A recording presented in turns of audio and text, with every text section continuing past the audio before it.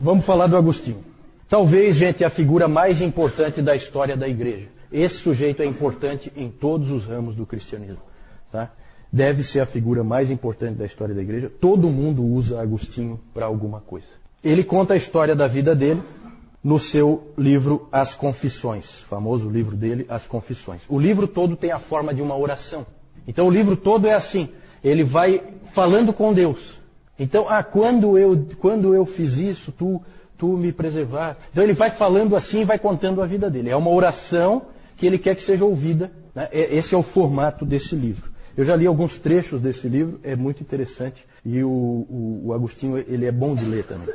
Ele tem umas frases de efeito assim, muito, muito interessantes. O Alistair McGrath disse que Agostinho é provavelmente a maior e mais influente mente de toda a história da igreja. Por isso não tem como a gente não dar uma atenção especial para ele, ainda mais pela importância que ele tem para a igreja reformada. Os primeiros 9 capítulos das Confissões, ele conta a história dele até a sua conversão, a história da vida dele até a sua conversão e um pouquinho depois. O grande tema é pecado e graça. Pecado e graça. O pecado de Agostinho e a graça de Deus. Agostinho nasceu em Tegaste, atual Argélia, no norte da África, no ano 354. O nome do pai dele era Patrício e o nome da mãe Mônica. Né? Quando a gente fala aqui do nosso bairro Santa Mônica, é a mãe do Agostinho, tá? Para quem não sabia. Essa Mônica é realmente uma mulher admirável. Ela entra naquela categoria lá que o Libânios falou. Né? Que mulheres esses cristãos têm? Muito mais certo seria dizer que cristãs essas mulheres são. Né? Eu acho que é mais correto. E ela é um exemplo de uma grande mulher de Deus. Era uma mulher de oração. O Agostinho, ele fala nas Confissões. Lembre-se sempre que nas Confissões ele fala sempre como se ele estivesse falando com Deus. Então ele diz assim: minha mãe, tua fiel serva, chorou mais por mim diante de ti do que as mães choram quando lamentam a morte de seus filhos. E na verdade, num sentido, Agostinho estava morto mesmo. Porque ele não seguiu a fé da mãe dele. Ele rejeitou a fé dela e viveu uma vida completamente mundana desde a sua adolescência e em diante. Por meio das orações de Mônica, Deus ouviu as orações de Mônica e ele foi alcançado. E a Mônica só morreu 1 ano depois da conversão do filho. Mônica também é um exemplo de testemunho dentro da família, porque o pai dele não era cristão, Patrício não era cristão, e a sogra, sempre tem que ter uma sogra, né? A sogra também morava ali com eles, e também não era cristã, e os dois muitas vezes tornavam a vida da Mônica difícil, ela como cristã, especialmente a sogra. Né? Mas vejam só o que o Agostinho diz dela. As virtudes com que a adornaste e pelas quais ele, o Patrício, a respeitou, amou e admirou, eram como muitas vozes constantemente falando a ele de ti. Certo? Ela é um exemplo de testemunho dentro da família, um exemplo dentro daquele de 1 Pedro. Né? Você ganha, sem palavra, pelo teu exemplo, pela tua vida, você ganha o teu marido, e ela ganhou o marido e ganhou a sogra. Tá certo? O Agostinho fala também que a atenção que dispensou e a sua constante paciência e gentileza também acabaram alcançando aquela velha senhora, que era a sogra da Mônica, certo? Vó do Agostinho. Agostinho a chama de uma serva dos servos de Deus. Depois, mais tarde, esse título foi dado para o Papa, né? Aí eu acho que fica bem melhor na Mônica. Eu acho que para o Papa fica muito ruim esse título aí. Não ficou legal, não. Vamos falar da vida dele de pecado. Ele fala nas Confissões de que ele pecou desde o dia que nasceu. Ele fala isso. Ele insiste nisso. Tem até um episódio interessante da infância dele, que ele gasta bastante tempo, que é um episódio em que ele, junto com outros meninos, resolveram roubar umas peras na casa do vizinho. E ele conta essa história das peras, de que ele não tinha a menor fome. Ele não tinha nenhuma razão para ir lá roubar aquelas peras. Ele foi roubar as peras pelo prazer de roubar as peras. Por isso ele foi. E isso é pecado. É o pecado na infância dele. Né? Ele tinha prazer no pecado. E assim foi, ele na verdade, ele saiu da cidade onde ele morava e foi para a grande cidade de Cartago. no norte da África, e lá ele viveu então uma vida de imoralidade. Ele depois, mais tarde, teve uma concubina. Com essa concubina ele teve um filho, Adeodato. E então ele viveu uma vida de imoralidade. E ele começou a sentir que aquilo não era vida e ele queria sair, mas não sabia como. Inclusive tem aquela famosa frase dele: Senhor, dá-me castidade, mas não já. E isso aí, gente, por que eu estou falando tanto da vida do Agostinho? Porque na vida do Agostinho nós vamos ver a doutrina verdadeira sobre o homem, como o homem é. Deus fez questão de que aquele homem vivesse o que ele ia ler depois na palavra. Isso é muito nítido. Isso é muito nítido. Ele aprendeu sobre a graça através da vida dele e depois ele confirmou na palavra de Deus que é exatamente assim. O homem é assim. Eu não quero o pecado, mas eu quero. Eu não quero, mas eu quero. Eu sei que é ruim, mas eu quero fazer mesmo assim. E é assim que o ser humano é. Ele é escravo do pecado. Depois ele percebeu que ele podia ser grato a Deus pelos pecados que ele não cometeu. Ele escreve assim. Eu vou ler muita coisa que ele escreveu, tá? Eu atribuo, sempre das confissões, então sempre ele falando com Deus. Eu atribuo à tua graça quaisquer atos maus que eu não pratiquei. Então ele via também que, ao mesmo tempo que ele fez muitas coisas ruins, Deus impediu que ele fizesse coisas piores, né? E para quem não nasceu na igreja, quem viveu uma vida de pecado antes de vir para a igreja, sabe o que isso significa, né? Como realmente Deus preserva os seus eleitos. E ele diz assim: Deus colocou um gosto ruim em todos os meus prazeres pecaminosos, né? Isso Deus faz também. Ele faz com que você não consiga aquele prazer que você achava que ia ter. Porque você é um eleito e Deus vai te alcançar. Foi assim que ele fez com Agostinho. Ele diz que não estava buscando prazer em Deus, mas estava buscando prazer em si mesmo e nas outras pessoas. Interessante como ele coloca isso. Já começa a ficar claro no pensamento de Agostinho que o prazer é buscado em Deus. Aquilo que o John Piper bate tanto na tecla hoje, e que o Jonathan Edwards bateu, eles foram buscar lá em Agostinho. Tá certo? Ele foi se afundando daí em miséria, confusão e erro. Começou a ter uma esperança de que houvesse um caminho. Só que ele não foi imediatamente para a Bíblia, não. Ele começa a sua busca. Ele achava a Bíblia muito crua, sem refinamento, né? Aquilo incomodava ele. Então ele não foi para a Bíblia, foi teimoso. E ele fala então da sua mente errante, de como a mente dele funcionava a mil, né, como a gente diz.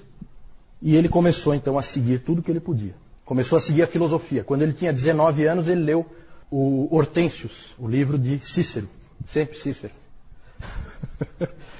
Ele leu o Hortênsios e aquele livro despertou nele a ideia da mente, a importância da mente. E despertou nele um desejo pela verdade. Da filosofia ele foi para a astrologia, que nessa época era relativamente respeitada. E aí ele diz assim: eu abertamente consultei estes impostores chamados astrólogos. De lá da astrologia ele foi para uma seita chamada maniqueísmo. O maniqueísmo é um tipo de gnosticismo que veio da Pérsia e lidava com o problema do mal. E ele dizia que o mal era alguma coisa que estava preso ao físico, ao material, e que Deus não tinha nada a ver com isso. E que Deus não pode conviver com um mundo assim, cheio de maldade. Só que, da mesma maneira que outros grupos que nós temos hoje em dia, como os Mormons e as Testemunhas de Jeová, e essas logosofias e essas coisas assim, são grupos que têm muitas afirmações, mas que não têm um sistema. Então, para uma mente inteligente como a do Agostinho, extremamente capaz, era altamente insatisfatório esse tipo de afirmação solta, que não tem lógica nenhuma, que é só uma afirmação muito bonita, mas que não tem uma amarração. Então, ele acabou abandonando também o maniqueísmo.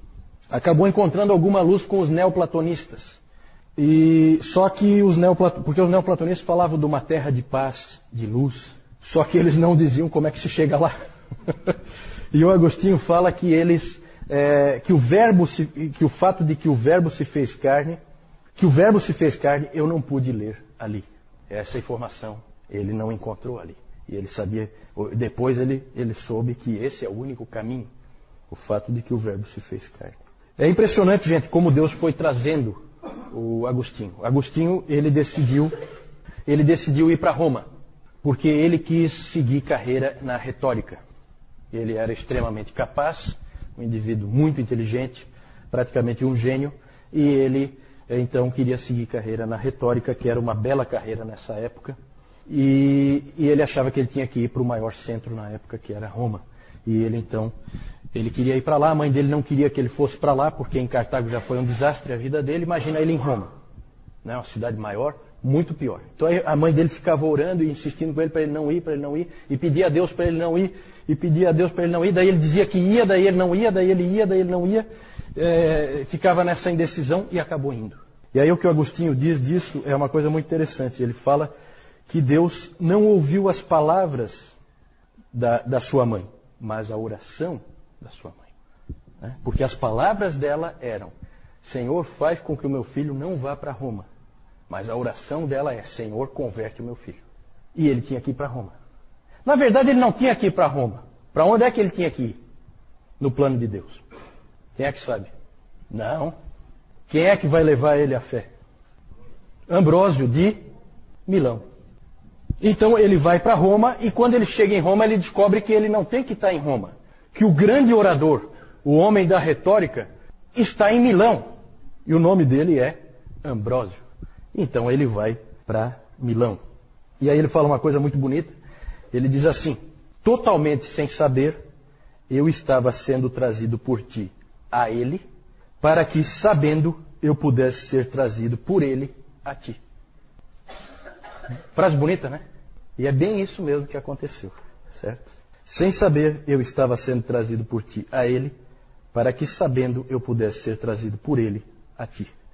Ele se aproximou de Ambrósio, não pela fé cristã, mas porque Ambrósio era um grande orador. Só por isso. Veja que interessante. Mas aí ele escreve assim: eu comecei a gostar dele.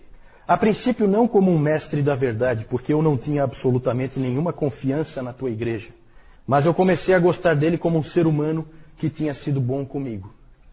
Vejam a importância do testemunho, vejam a importância dele ter sido bem recebido, dele ter sido acolhido por aquele grande homem de Deus que foi o Ambrósio. Enquanto em Milão, ele passou por diversas influências do Ambrósio e de outros irmãos ali da igreja que começaram a influenciar ele. Né? Ele ia sempre aos cultos, ouvia a palavra por causa da oratória, só que ele estava levando o evangelho. Então é interessante isso. E ele então leu um best-seller da época, que era o livro de Atanásio. Vejam como as coisas se interligam. O livro de Atanásio, que era um grande best-seller nas igrejas, a vida de Antônio, o eremita. Certo? O Atanásio escreveu a vida de Antônio, e esse livro influenciou muitas pessoas, inclusive o Agostinho. Por fim, ele estava lendo a Bíblia. E para ele agora a Bíblia era um livro diferente. O episódio da conversão dele é famoso. Ele num jardim de Milão, ele ouve uma criança, um menino, gritando: Tole lege, tome, leia. Tome, leia. Aí ele olhou em volta para ver se era alguma brincadeira de algum menino, não viu ninguém. E de novo: tome, leia. Aí ele estava na mão com um livro das Escrituras, o livro de Romanos, e ele então fez aquilo que a gente sempre é ensinado para não fazer, né? Pegou o livro e abriu num lugar qualquer, né? E ele então abriu em Romanos 13, no versículo 13. Alguém abre aí para mim, por favor? Romanos 13, versículo 13. Isso. Eu vou ter que repetir por causa do microfone, né? Andemos dignamente como em pleno dia, não em orgias e bebedices, não em impudicícias e dissoluções, não em contendas e ciúmes, mas revesti-vos do Senhor Jesus Cristo, e nada disponhais para a carne no tocante às suas concupiscências. Esse é o 14, certo? Então exatamente aquilo veio como uma facada nele, porque era exatamente o tipo de vida que ele vinha vivendo. Ali ele cedeu, ali ele entregou a vida dele para Cristo. Aos 32 anos ele era então uma nova criatura. E ele foi então batizado por Ambrósio no ano 387. Certo? Ambrósio batizou ele. A mãe dele estava lá, o filho dele estava lá, né? Um momento bastante interessante, bastante comovente. Ele voltou para Roma e depois voltou para a África, de onde ele tinha vindo. Foi ordenado em 391 e tornou-se bispo em 395. Quando Agostinho foi ordenado, ele chorou, não de alegria, mas porque ele sentia que estava entrando em algo extremamente difícil. Num aniversário de ordenação, ele disse: pregar, repreender, corrigir, edificar Cuidar de almas individuais é um grande fardo, grande trabalho, grande luta. Quem não evitaria esse trabalho? Mas o Evangelho me constrange. Aí o coração de um pastor. Né? A ordenação, gente, foi muito boa para o Agostinho, porque deu foco para a vida dele. Ele agora tinha uma missão e ele a desempenhou com absoluta fidelidade. Todos os livros dele, os grandes escritos dele, vieram depois já dele ser bispo. Ele passou a se dedicar à obra de Deus de uma maneira impressionante. É muito comum pessoas muito inteligentes e muito capazes como Agostinho.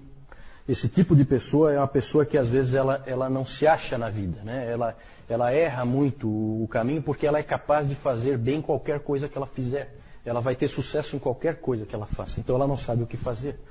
E para o Agostinho então foi muito bom que ele foi ordenado, aquilo botou um peso de responsabilidade nele e ele então colocou todas as energias dele naquilo. Ele passou o resto da sua vida como bispo em Hipona, que era uma cidade relativamente sem expressão, não é uma cidade importante, mas ele é importante.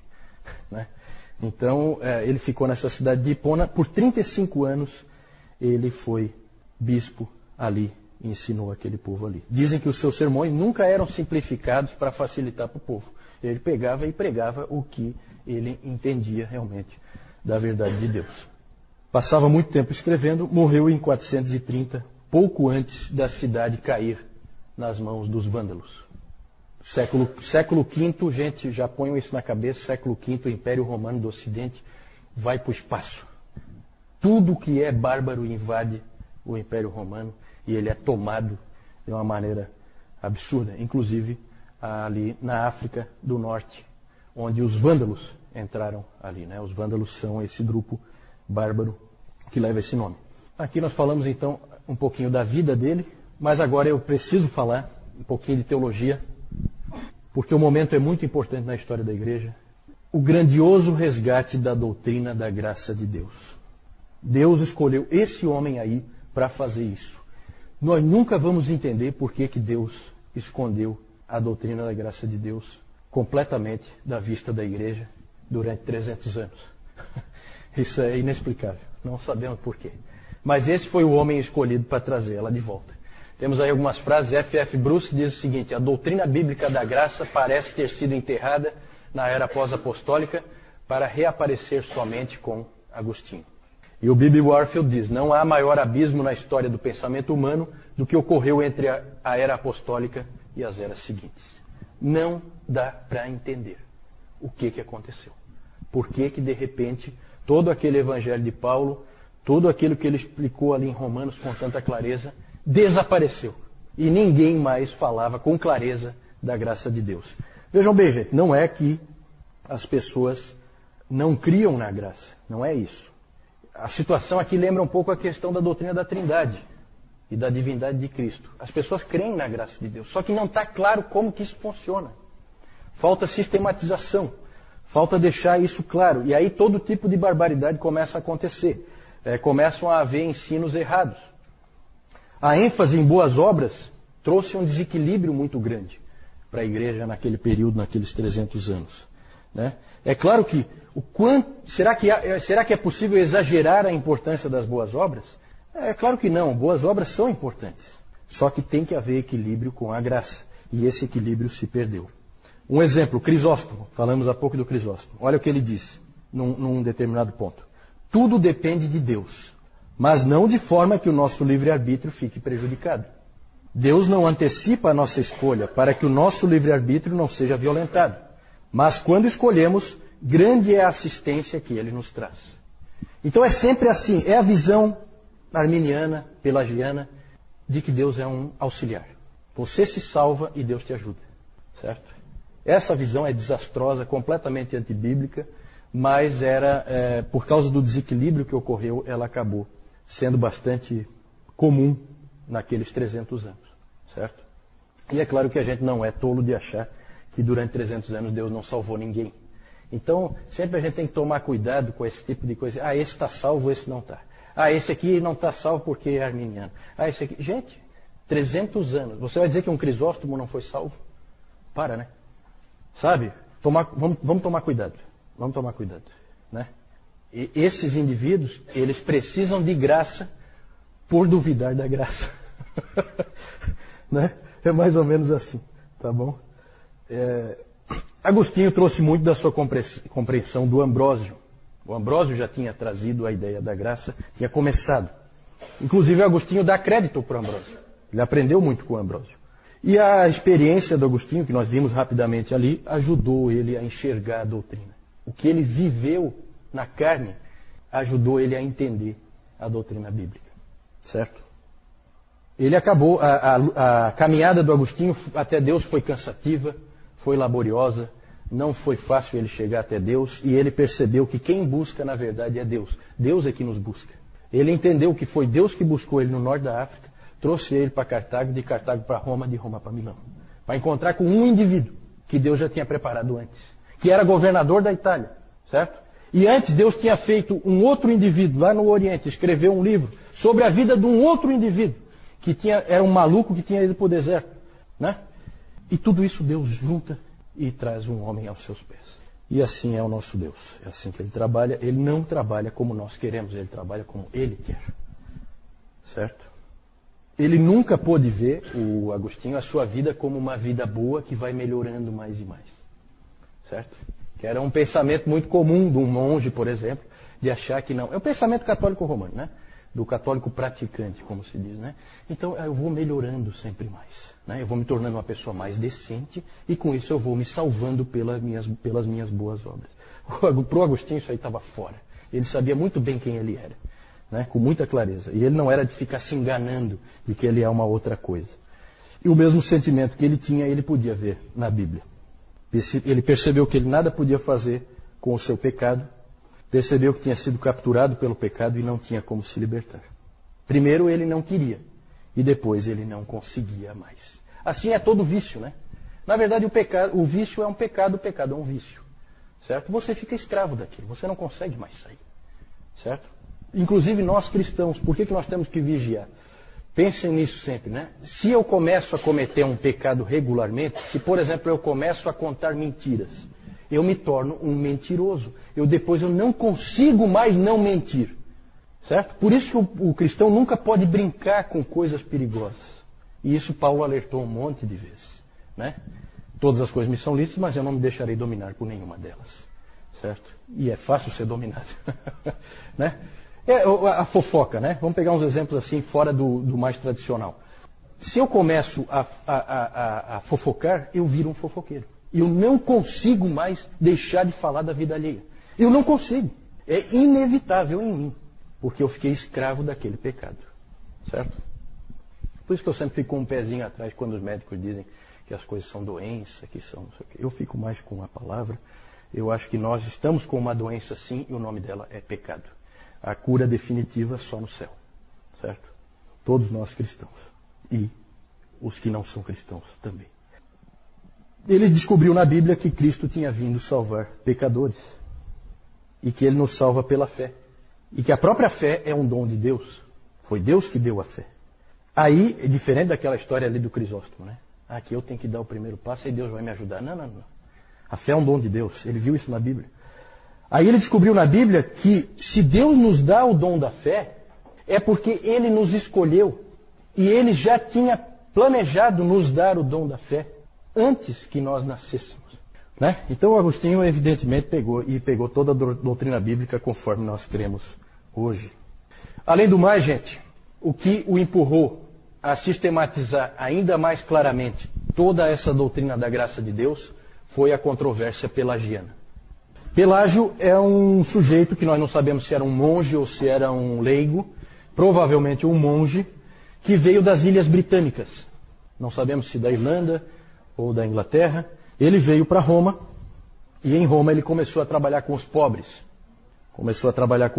Ele queria ensinar aquelas pessoas mais simples, mais pobres, a serem bons cristãos. E ele ficou chocado com o que viu em termos de pecado que havia no meio das pessoas. Aquilo deixou ele bastante chocado. E ele também ficou profundamente chocado com uma coisa que ele leu lá em Roma, que foi as Confissões de Agostinho. Ele detestou aquele livro na hora em que ele leu.